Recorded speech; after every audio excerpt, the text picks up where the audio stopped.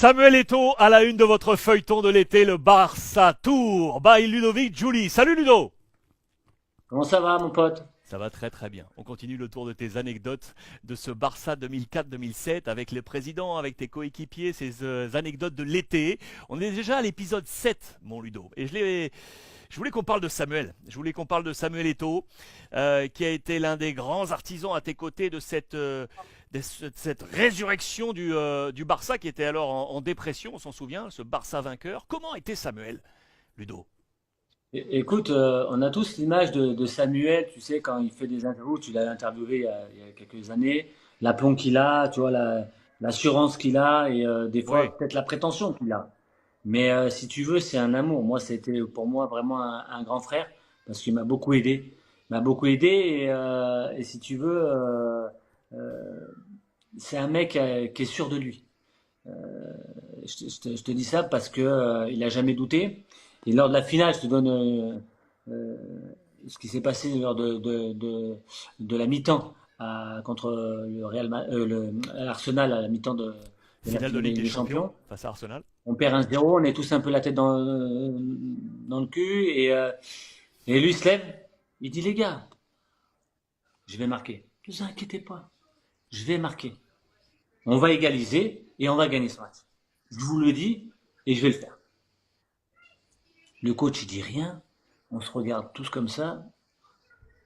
On verra, quoi. Je veux dire, bon, le mec, il est Samuel, quoi. Nous, on le connaissait comme ça. Mais de là, il n'a jamais fait ça, de prendre les responsabilités, de le dire devant tout le groupe, tu vois.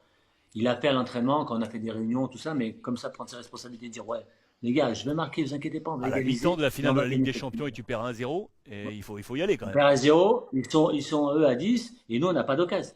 Et on a la tête, je t'ai dit, on a la tête dans le guidon, hein. Rappelle qui est le coach. Et là, hein? Rappelle qui est le coach chez vous. Rijkaard, comme on vous dit Ouais, en Franck Rijkaard qui France. lui se tait.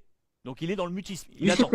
il n'y a pas eu, il y a pas eu une phrase. Alors, quand Samuel a parlé, après, il y a eu la sonnerie, et là, le coach dit, allez, vamos, on y va tous ensemble. Et, tu vois, il nous a quand même remis ensemble. On a fait le cercle, on a fait un, deux, trois, Barça, et on est sur le terrain. Mais le problème, c'est que ce que dit Samuel, c'est qu'il l'a fait. C'est qu'il il égalise. Et là, dans nos têtes, on a, quoi, moi, hein, je parle de moi, quand je suis sur le terrain, je suis sûr qu'on va gagner. Parce que Samuel, il vient de marquer. Et ouais. Son discours, il est dans ma tête. Et ouais, vous êtes Son galvanisé par le discours, il discours. est. Donc moi, si tu veux, je dis c'est bon, le mec il marque, on va gagner le match. Il marque et au final, on gagne le match. Et vous êtes champion Donc d'Europe. si tu veux, c'est aplomb. Parce que moi, j'étais capitaine d'une équipe. J'ai jamais eu cet aplomb-là de dire au gars, je vais vous faire gagner le match. Toi, lui, il l'avait. Et dans la vie, c'est une patte, ce mec. C'est un amour. Et c'est bizarre, c'est parce que les gens ils pensent que c'est un fou, toi, que il a cette image-là même dans la vie de tous les jours. Ouais, c'est Mais vrai. c'est, C'est mais marrant parce c'est que non, mais non. il y a comme une image un peu d'égoïsme, alors que Ouais, tu as eu souvent il est toi pas. à le solliciter. Ah non, mais moi, Samuel, c'est quand j'avais besoin de lui sur le terrain, parce que quand tu joues à Barcelone, tu sais que tu as une pression incroyable. T'as des Larsson, Gudjohnsen, des Messi qui arrivent là et qui sont derrière et qui sont là à te dire, bon, enfin, faut pas mon petit, je vais prendre ta place. Donc forcément, quand j'étais dans des doutes où j'avais euh, les doutes où j'étais pas bien moralement, je disais Samu, il faut que je marque, il faut que tu me sauves le match, parce que ça me sauvait moi le match, je marquais. De lui donner des buts, je savais trop faire, mais il y avait Ronny, il y avait Deco, il y en avait du monde.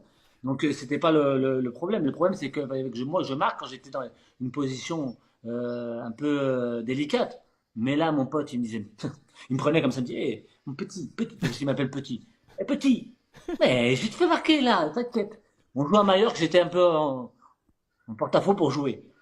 Je lui dis Samuel, là j'ai besoin de toi. Mais bah, petit, c'est bon, je vais te faire marquer. Un contre un contre le gardien. Samuel Eto'o. Qu'est-ce qu'il fait? Petit décalage, je marque. Je lui ai fait 50 000 bisous. J'ai sauté comme ça. Je savais que le week-end d'après, il y avait un gros match.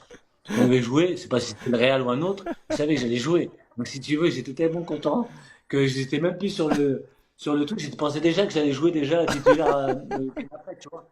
Parce que tu peux pas imaginer la pression qu'on a quand on Et joue, ouais. quand on est à Barcelone. Puis il y a des grands joueurs derrière toi et c'est énorme, quoi.